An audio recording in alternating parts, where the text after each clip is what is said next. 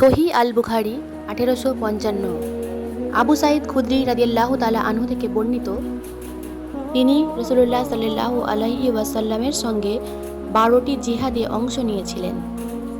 তিনি বলেন, আমি রাসূলুল্লাহ সাল্লাল্লাহু আলাইহি ওয়াসাল্লামের কাছ থেকে 4টি কথা শুনেছি এবং সে কথাগুলো আমার খুবই পছন্দ হয়েছে। নাম্বার 1, রাসূল সাল্লাল্লাহু আলাইহি ওয়াসাল্লাম বলেছেন, কোনো মেয়ে লোক একা যেন দুদিনের সফর না করে, তবে স্বামী কিংবা মুহরিম ব্যক্তি যদি সঙ্গে থাকে তাহলে করতে পারে। মুহরিম শব্দের অর্থ হলো যাদের সঙ্গে বিবাহ হারাম, এমন ব্যক্তিকে বোঝানো হয়েছে। নাম্বার 2, ঈদুল ফিতর ও ঈদুল আজহা, এই 2 দিন কোনো রোজা নেই। আর 3 নাম্বার হলো ফজরের পর সূর্যোদয় না হওয়া পর্যন্ত এবং আসরের সূর্যাস্ত না হওয়া পর্যন্ত কোনো নামাজ নেই।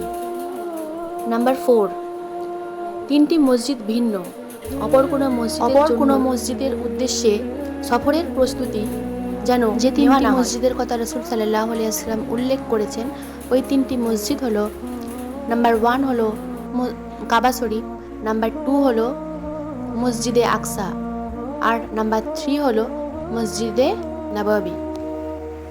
আসসালামু আলাইকুম, সবাই ভালো থাকবেন।